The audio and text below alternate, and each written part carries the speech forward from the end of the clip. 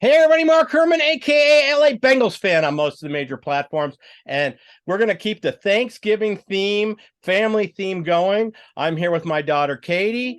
We've got super fans Heath and Riley, and this is Who Day. This is the Week 12 recap of a big win in Tennessee. Hey. Jungle Talk, yeah, Love to see it. and we won. So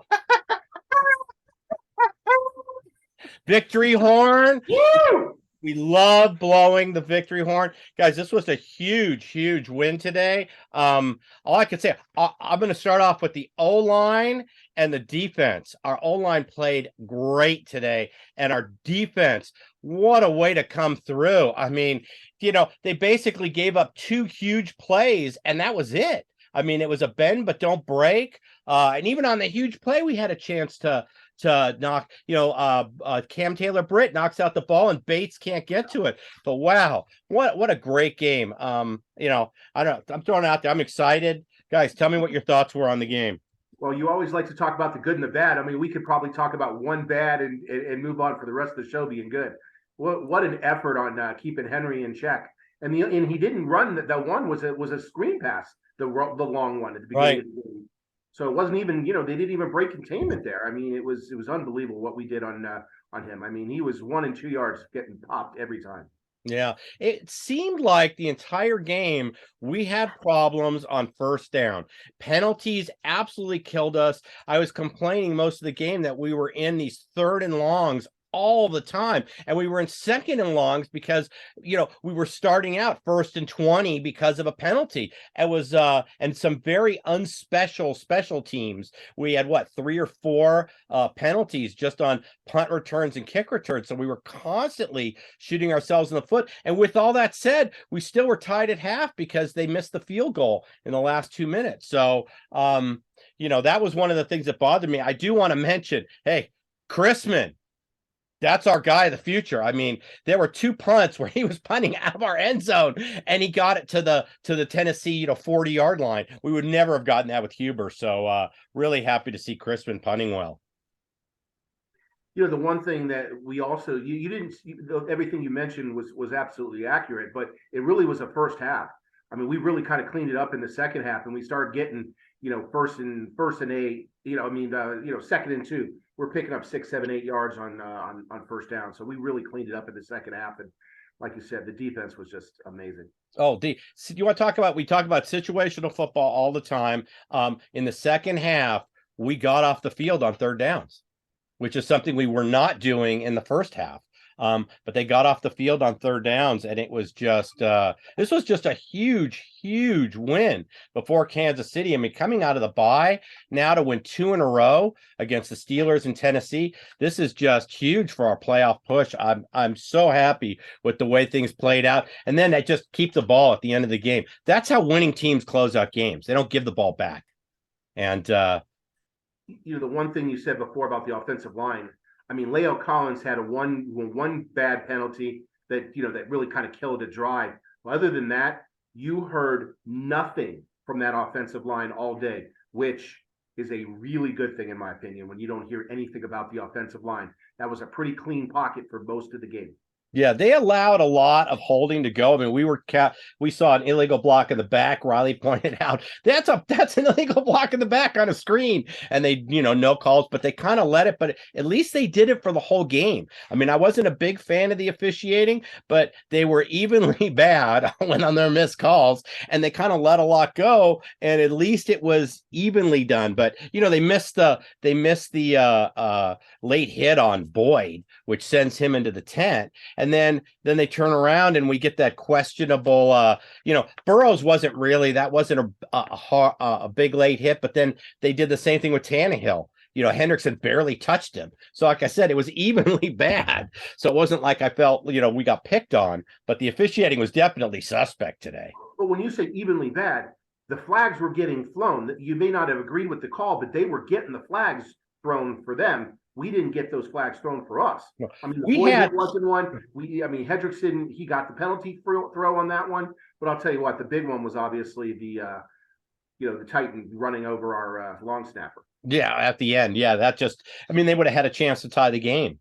But no, that was when I say equally bad, it was at least it was across the board. But I'm wondering if Vrabel didn't spot something on tape this week, because we had two early OPIs on us. One of them negated a big gainer. I mean, on our opening drive, we're rolling. We're inside the 20 with this catch to Higgins, and they call Chris Evans on this OPI. They call T. Higgins later in that half on an OPI. And I'm wondering if Vrabel didn't alert the refs to something he had seen on tape, because they seemed like, I mean, they were on top of those calls. So, and those were hurting us. And then the holding penalties were special teams. I mean, we had very unspecial special teams with the all the holding penalties taking away yards. So you know what, Mark?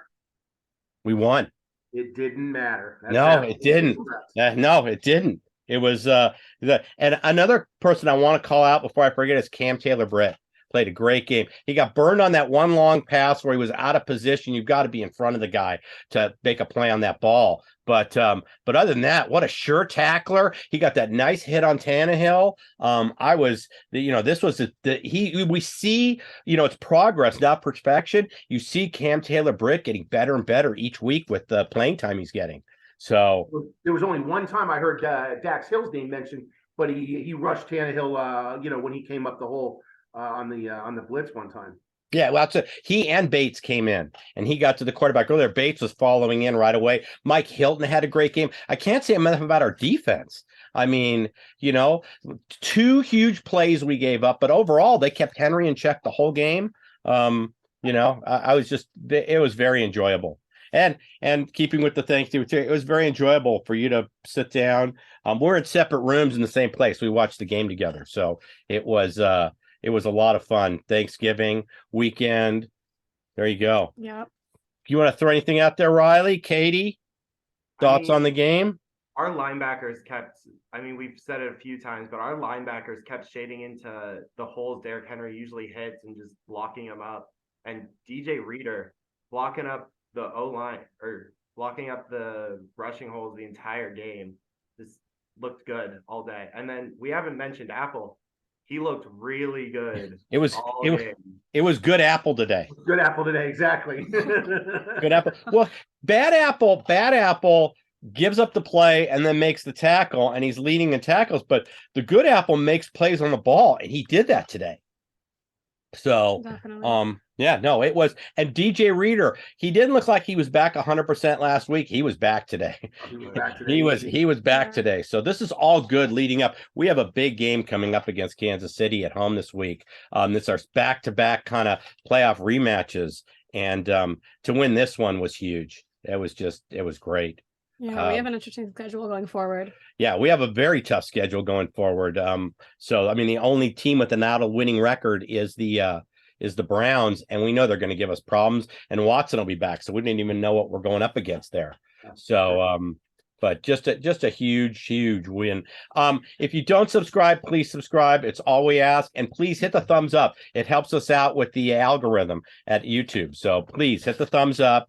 And show us some Bengals love. Show us some Bengals love. Houday, come on. And if you know any Bengal fans that aren't watching the show, tell them about the show. This has always been, I've been doing this since 2015. This is by fans for fans. So we will be back with a preview of the game against Kansas City. Huge game. By the way, I don't know if anybody realizes this was the only game today with teams with winning records playing each other. There were 4 games this week with teams with winning records playing each other, and 3 of them were on Thanksgiving. This was the only game today with winning records, and we pulled out our win. So this was huge to stop them. I said it last week. I mea culpa because 4 weeks ago, whatever it was, I was pretty pissed off after that Browns game. I got to tell you, this team came out of that bye week and is really playing well. I mean, the defense is doing its job. We got cornerbacks that are stepping up. It's fun to watch. Let's continue the run. Yeah, no, it's listen, we were all in Vegas for the start of the run last year, and this is exactly what this team did. They came out of the bye week, and so we've got, I said we had to go at least 5-3 or better. We've already got the first 2 in the books. So we got to keep this train rolling. Another thing this does for us is if we're in a tiebreaker situation with Tennessee, we've beaten Miami. We may not have the division record to to win the division against Baltimore because of our going 0-3 to start. But we've beaten Miami, which we could be up against for a tiebreaker, and now we've beaten Tennessee. So if we could beat Kansas City next week, although they're going to be a division winner, it's just nice to get these AFC wins, because that's the other tiebreaker, is AFC record. So I'm not sure this needs to be mentioned, but I'll mention it anyways. Joe Burrow is truly one of the best quarterbacks in this league when he has the time, and his offensive line right now is giving him the time. yeah, they're gelling. We said all along, we wanted to see him getting better and better, and they started getting better in the pass protection. Today, you saw vast improvements, actually going back to the Carolina games, in the run blocking.